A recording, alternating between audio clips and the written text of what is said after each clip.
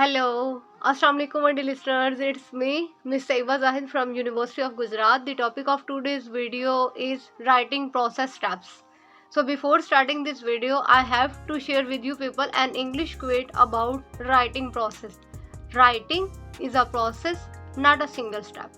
Writing is a process, not a single step. तो चलिए बगैर टाइम वेस्ट किए ये वीडियो करते हैं स्टार्ट। आपके आउटलाइन के अंदर एक टॉपिक है राइटिंग प्रोसेस स्टेप, कि जब भी हम कोई चीज़ लिखने लगते हैं, जो भी हम राइट अप करने लगते हैं, कि उसके कौन कौन से डिफरेंट स्टेप्स होते हैं। तो मेजर जो है इस आउटलाइन के अकॉर्डिंग टोटल 5 डिफरेंट जो है हमारे पास स्टेप्स है राइटिंग प्रोसेस के 5 मेरे पास स्टेप्स हैं जो अभी इस वीडियो के अंदर आपके साथ शेयर करती हूँ। तो चलिए बगैर टाइम वेस्ट की पहले मैं 1 बाय 1 उनके वो जो 5 हमारे पास स्टेप्स हैं मैं उनके नाम आपके साथ अभी शेयर कर देती हूँ। तो देखिए नंबर 1 पे हमारे पास क्या आ जाता है, प्री राइटिंग टेक्निक्स। नंबर 2 पे ड्राफ्टिंग। नंबर 3 पे है रिवाइजिंग एंड एडिटिंग। नंबर 4 पे प्रूफ रीडिंग। और नंबर 5 पे है हमारे पास पीर रिव्यू एंड फीडबैक। नहीं समझ आई? मैं एक दफ़ा फिर से आपके साथ शेयर कर रही हूँ कि ये जो हमारा टॉपिक है राइटिंग प्रोसेस स्टेप्स, इसके टोटल 5 स्टेप्स होते हैं। उन 5 स्टेप्स के 1 बाय 1 नाम ले रही हूँ। नंबर 1 पे है, जब भी आप लिखने बैठे हैं तो नंबर 1 पे क्या है, प्री राइटिंग टेक्निक्स। नंबर 2 पे है ड्राफ्टिंग। नंबर 3 पे है रिवाइजिंग एंड एडिटिंग। नंबर 4 पे है प्रूफ रीडिंग। और नंबर 5 पे है हमारे पास पीर रिव्यू एंड फीडबैक। तो चलिए इन पांचों के पांचों जो स्टेप्स हैं इनकी डिटेल्स थोड़ी सी देख लेते हैं। वीडियो ज़्यादा लंबी नहीं करूंगी, इसको समराइज करने की कोशिश करते हैं। ये जो हमारे पास 5 डिफरेंट स्टेप्स हैं, इन 5 के 5 स्टेप्स को मैं कोई भी एक टॉपिक सोच लेती हूँ, उसके ऊपर मैं आपको अप्लाई करके बताती हूँ। लेट्स सपोज आप एक ऐसे लिखने जा रहे हैं और आपके ऐसे का टॉपिक है role of dentist in our society. एक टॉपिक मैंने चूज़ किया, role of dentist in our society. इसके बारे में आप लिखने से पहले मैंने क्या बताया है, प्री राइटिंग स्टेज। तो प्री राइटिंग स्टेज से मुराद ये है कि आप इसके बारे में सबसे पहले लेट्स सपोज इस स्टेज के अंदर आप ब्रेन स्टॉर्मिंग करेंगे। ब्रेन स्टॉर्मिंग से मुराद क्या है कि देखिए ये जो टॉपिक है, ये जो हेडिंग मैंने बोली है कि role of dentist in our society, ये जो डेंटिस्ट होते हैं उनका हमारी सोसाइटी में क्या रोल है या कितने ये ज़रूरी है इनका होना हमारी लाइफ में। तो इससे रिलेटेड आप ब्रेन स्टॉर्मिंग करेंगे। ब्रेन स्टॉर्मिंग से मुराद ये होती है कि आपके माइंडसेट के अंदर डिफरेंट थॉट्स का तूफान आ जाना, मल्टीपल थिंकिंग्स आपको आना कि इनका ये यूज़ हो सकता है, वो यूज़ हो सकता है, मुझे अपने ऐसे के अंदर ये चीज़ ऐड करनी चाहिए, ये चीज़ ऐड नहीं करनी चाहिए।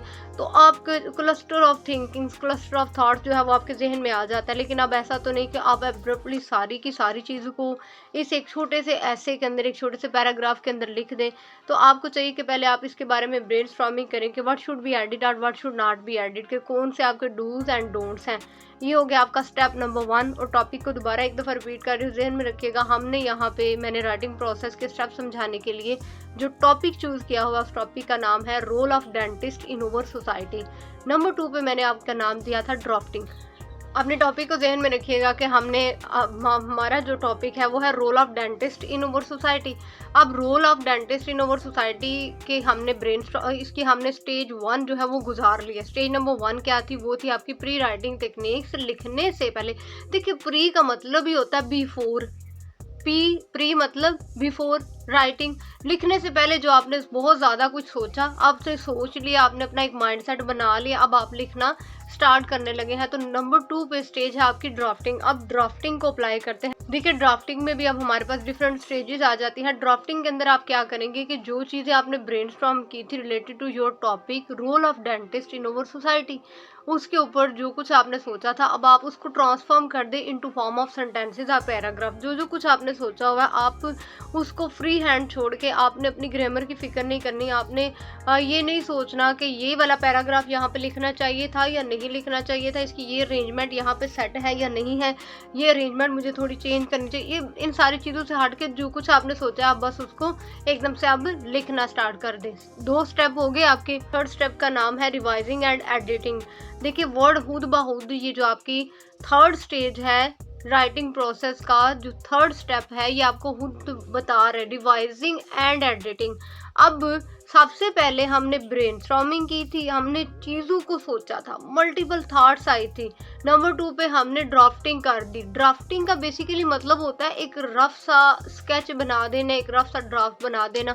हमने जो सोची हुई बातें थी, जो अभी कहीं पे लिखी नहीं गई थी, वो हवा में उड़ रही है आपके माइंडसेट के अंदर। अब आप उनको क्या कर देंगे, in the form of sentence और in the form of paragraphs page के ऊपर लिख देंगे, फ्री हैंड छोड़ के। अब नंबर 3 पे है आपके पास रिवाइजिंग एंड एडिटिंग। अब आप लिख तो चुके हैं, now you have to revise it and edit it. अब आप इसकी थोड़ी सी रिवीजन करें, इसकी एडिटिंग करें। आप इसके अंदर ग्रामेटिकल जो एरर्स होते हैं, ग्रामेटिकल मिस्टेक्स वगैरह हैं, आप उनको देखें, उनको सॉर्ट आउट करें। उसके बाद आपको कहीं पे कुछ पैराग्राफ्स की प्लेसमेंट आपको रॉन्ग लगती है। देखिए रिवाइजिंग एंड एडिटिंग ना, पहले आप चीज़ों को रिवाइज करें, एडिट करें। आपको लगता है कि यार ये वाला पैराग्राफ मुझे यहाँ पे नहीं, इसको 4th नंबर पे रखना चाहिए था, ये वाले पैराग्राफ को मुझे उठा के यहाँ से इसको इसके जो है इस पैराग्राफ की यहाँ पे कोहेरेंसी नहीं बन रही, कोहेजन क्रिएट नहीं हो रही, कहीं पे कोहेसिव डिवाइसेस कम है। कोहेसिव डिवाइसेस का मतलब समझते हैं ना, आपके पास जैसे दस, so, that's, why, on the other hand, hands, ये कुछ आपके कोहेसिव डिवाइसेस भी हैं जो कि कोहेजन क्रिएट करते हैं आपके टेक्स्ट के अंदर। एनी हो, तो ये सारा कुछ आप अप्लाई करेंगे। ग्रामेटिकल एरर्स, ग्रामेटिकल मिस्टेक्स को भी देख लें कि कौन कौन सी मिस्टेक्स बन रही हैं, उनको सेट कर दें। ये होगी आपकी 3rd स्टेज। अब आपकी 4th स्टेज की तरफ चलते हैं, for your essay, role of dentist in our society. Role of dentist in our society बार बार इसलिए बोल रही हूँ कि आप मेरी वीडियो के साथ भी कनेक्ट कर रहें और टॉपिक के साथ भी कनेक्ट कर रहें। एक टॉपिक चूज किया हुआ है प्रैक्टिकली, उसके ऊपर ये राइटिंग के ये जो 5 स्टेप्स हैं, ये जो 5 प्रोसेसेस हैं, उनको अप्लाई करके आपको बता रही हूँ। यानी हो नंबर 4 पे, चौथे नंबर पे जो आपका स्टेप है उसका नाम क्या है, प्रूफ रीडिंग। प्रूफ रीडिंग देखें, यहाँ भी वर्ड से पता चल रहा है कि अब आपने पहले सारा कुछ सोचा था, सोच लिया, सोचने के बाद आपने रैंडमली जो है डिफरेंट सेंटेंसेस, डिफरेंट पैराग्राफ्स लिख दिए। वो पैराग्राफ्स और डिफरेंट आपके जो डिफरेंट सेंटेंसेस हैं, वो सारा कुछ लिखने के बाद अब आपने सोच लिया। अब आप क्या करने लगे हैं, अब आप उसके जो है प्रूफ रीडिंग करने लगे हैं कि मैंने यार ये कुछ सोचा था, मैंने लिख दिया, लिखने के बाद मैंने उसके मिस्टेक्स, एरर्स वगैरह रिमूव कर दिए। अब एक दफ़ा आप उसकी प्रॉपर रीडिंग कर रहे हैं एक फ्लो के साथ। क्या चीज़ें आप चेक कर रहे हैं कि अरेंजमेंट के साथ हैं, क्या चीज़ें ठीक हैं, सेट हैं। आप एक टोटल पूरे का पूरा रिफाइंड टेक्स्ट बनाने जा रहे हैं। क्या आपको लगता है कि is it a refined text? If yes then go for ahead. अगर आपको लगता है कि ये रिफाइंड टेक्स्ट है तो नेक्स्ट मूव कीजिए, नेक्स्ट आगे बढ़िए, आगे देखिए। नंबर 5 पे आ जाता है लास्ट जो आपका पॉइंट है, वो है पीर रिव्यू एंड फीडबैक। अगर ये मेरे अपने स्टूडेंट्स ये वीडियो देख रहे हैं तो आपको याद होगा कि लास्ट टाइम के आपका ये जो मिड टर्म का एग्ज़ाम हुआ था उसमें ये वाला क्वेश्चन मौजूद था, पीर रिव्यू एंड फीडबैक। अब ये मॉर्निंग में था या शायद इवनिंग में, लेकिन था ये वाला question, Pir review and feedback. Any हो, पीर रिव्यू एंड फीडबैक का मतलब क्या होता है? देखिए, पीर रिव्यू से पीर से मुराद यहाँ पे वो बाबा जी वाले पीर नहीं है। आप ये ना समझे कि आपने वो जो बाबा जी पीर साहब होते हैं उनको अपना टेक्स्ट दे, बाबा जी के पास इतना टाइम नहीं है, माजरत है। एनी हो, पीर रिव्यू से मुराद ये है यहाँ पे कि आपके जो सुपरवाइजर्स होते हैं या जो आपके सीनियर्स होते हैं, आपके कोलीग्स होते हैं, एक फेलोज होते हैं, देखें जो चीज़ जो काम आपने खुद किया है, आपने किया, आपको तो सही लग रहा था ना, आपने इसलिए कर दिया, आपने उसको क्लोज कर दिया, डन कर दिया।